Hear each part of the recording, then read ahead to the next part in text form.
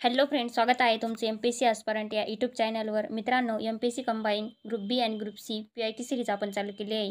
तर त्यामध्ये PSI, S-T-I, ए-एस-ओ 2011 पासून तर 2024 पर्यंतच्या सर्व प्रिव्हियस इयर क्वेश्चन पेपर आपण बघत आहोत. तर मित्रांनो, 2011च्या पी-एस-आय, एस-टी-आय, ए-एस-ओच्या क्वेश्चन पेपर प्रिलिमच्या आपल्या बघून झालेले आहे. तसेच पी-एस-आय 2012चे क्वेश्चन पेपर पण आपण बघितलेले आहे. तर आता आपण एस-टी-आय प्रिलिम क्वेश्चन पेपर 2012ची बघत आहोत. तर मित्रांनो, व्हिडिओ शेवटपर्यंत बघा. व्हिडिओ जर आवडत असेल तर व्हिडिओला लाईक, कमेंट आणि शेअर जरूर करा.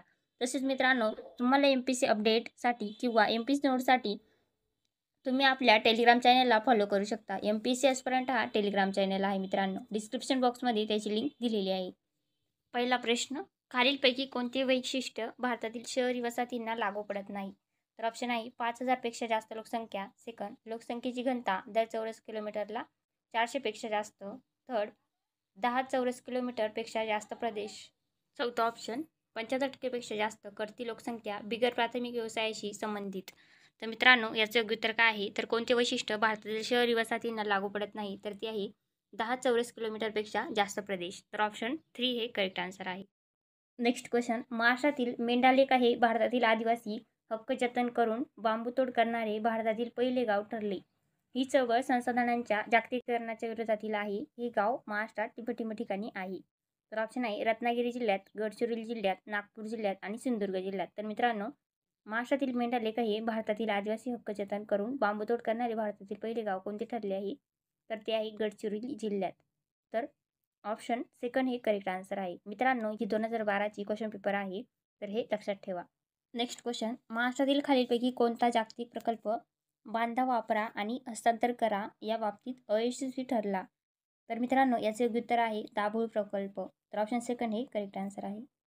नेक्स्ट क्वेश्चन, जायकवाडी मस्त बीज केंद्र खालीलपैकी कोणत्या जिल्ह्यात आहे? तर याचे योग्य उत्तर आहे औरंगाबाद. तर ऑप्शन 4 हे करेक्ट आन्सर आहे.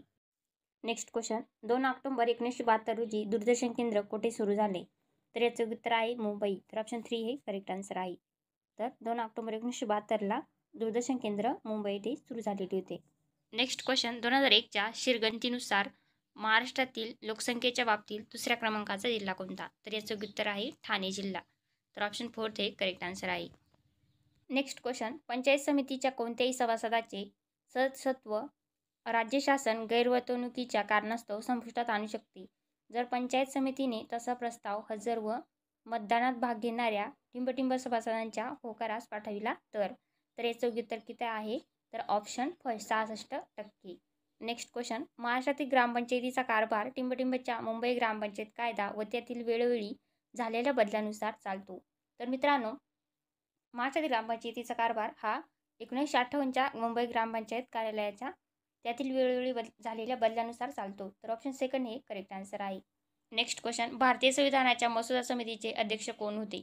तर मित्रांनो, याचं उत्तर आहे ऑप्शन 4 डॉक्टर B.R. आंबेडकर. तर आंबेडकर हे भारतीय संविधानाच्या मसुदा समितीचे अध्यक्ष होते. नेक्स्ट क्वेश्चन, खालीलपैकी कोणता हक्क हा भारतीय संविधानाच्या मूलभूत हक्कात नाही? तर मित्रांनो, मालमत्तेचा हक्क. तर ऑप्शन 4 हे करेक्ट आन्सर आहे. मालमत्तेचा हक्क आधी भारतीय संविधानाच्या मूलभूत हक्कामध्ये होता, पण आता तो वगळण्यात आलेला आहे. तर याचं उत्तर काय आहे? तर ऑप्शन 4. नेक्स्ट क्वेश्चन, भारतीय राजघटनेचे कलम 51 कशा संबंधी आहे? तर मित्रांनो, कलम 51 हे कशी संबंधित आहे? तर ते मूलभूत कर्तव्याशी संबंधित आहे. तर ऑप्शन फर्स्ट हे करेक्ट आन्सर आहे. नेक्स्ट क्वेश्चन, मुख्यमंत्री हा राज्यपाल आणि टिंबटिंब यांच्यातील दुवा असतो. तर मित्रांनो, मुख्यमंत्री हा राज्यपाल आणि मंत्रिपरिषद म्हणजे काउन्सिल ऑफ मिनिस्टर यांच्यामध्ये दुवा असतो. तर ऑप्शन 4 हे करेक्ट आन्सर आहे. नेक्स्ट क्वेश्चन, जुलै 2009 पासून महाराष्ट्राचे राज्य निवडणूक आयुक्त कोण आहेत? तर याचं उत्तर आहे नीला सत्यनारायण. ऑप्शन सेकंड हे करेक्ट आन्सर आहे. मित्रांनो, एस-टी-आय प्रिलियम 2012ची ही क्वेश्चन पेपर आहे, हे लक्षात ठेवा. नेक्स्ट क्वेश्चन, महाराष्ट्रात पंचायत राज हा यामध्ये स्त्रियांसाठी किती टक्के जागा राखीव असतात? तर याचं उत्तर आहे 50%. तर ऑप्शन 4 हे करेक्ट आन्सर आहे. नेक्स्ट क्वेश्चन, धनविधेयक हे टिंबटिंब प्रस्तुत केले जाते. तर मित्रांनो, धनविधेयक हे फक्त लोकसभेतच मांडले जाते. तर ऑप्शन सेकंड हे करेक्ट आन्सर आहे. नेक्स्ट क्वेश्चन, पुढील विधाने बघा. एक आहे, प्रत्येक जिल्हा परिषदेला राज्य शासनाने नेमणूक केलेला एक मुख्य कार्यकारी अधिकारी असतो.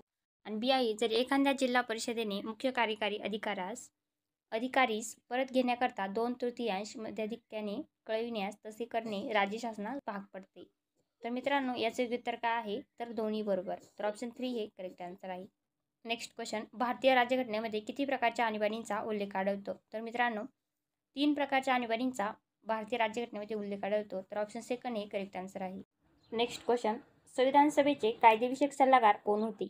तर मित्रांनो भारतीय संविधान सभेचे कायदेशीर विषयक सल्लागार कोण होते? तर ते बी एन राव होते. तर ऑप्शन 4 हे करेक्ट आन्सर आहे. नेक्स्ट क्वेश्चन, भारतीय नागरिकत्व कायदा केव्हा बनवण्यात आला? तर मित्रांनो भारतीय नागरिकत्व कायदा केव्हा बनवण्यात आला होता? तर तो 1955ला. तर ऑप्शन सेकंड हे करेक्ट आन्सर आहे. नेक्स्ट क्वेश्चन, पंचायत समितीचा मुख्य प्रशासकीय अधिकारी आणि सचिव कोण असतो? तर मित्रांनो पंचायत समितीचा मुख्य प्रशासकीय अधिकारी हा गट विकास अधिकारी असतो. तर ऑप्शन 3 हे करेक्ट आन्सर आहे. नेक्स्ट क्वेश्चन, ग्रामसभेचे सदस्य होण्यासाठी किमान वय काय आहे? तर याचं उत्तर आहे ऑप्शन फर्स्ट 18 वर्ष. मित्रांनो STI प्रिलियम 2012ची क्वेश्चन पेपर आहे. तर हे लक्षात ठेवा.